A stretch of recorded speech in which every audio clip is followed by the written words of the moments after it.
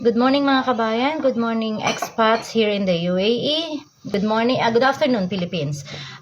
Just a kind reminder sa mga kabayan natin or other nationalities who's having tourist visa, visit visa. Please guys, be sure that you will extend your visa before the expiry, or you need to change status before the expiry of your visa, because better to not to pay the fines.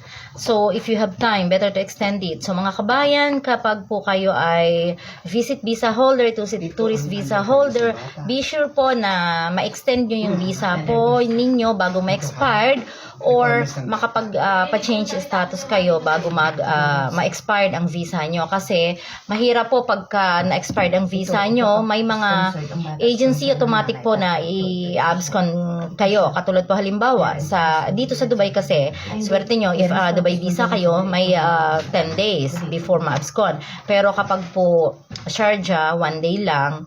So, mas maganda po na maayos nyo agad ang tourist visa nyo kapag po alam nyo malapit na ma-expired at wala pa po kayong nahahanap na trabaho.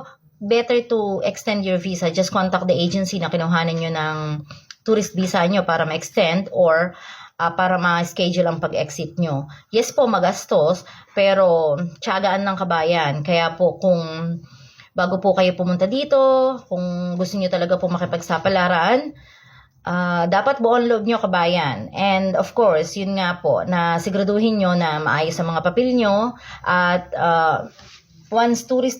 kapag tourist visa po kayo at alam nyong matatapos na ang days ng inyong visa, extend nyo po kaagad guys, kasi mahirap po na magka-fine kayo at ma-overstay, tapos makasuhan pa kayo ng absconding. Mas malaki pong gastusin yun at mas malaking problema.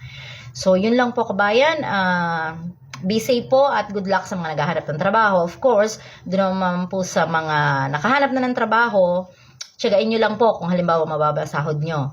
Kasi ganito po dito syempre sa UAE, first mababa ang trabaho, but time will come na makakahanap po kayo ng mas maayos na trabaho kung kung magkaroon pa na po kayo ng experience. So good luck guys, and thank you.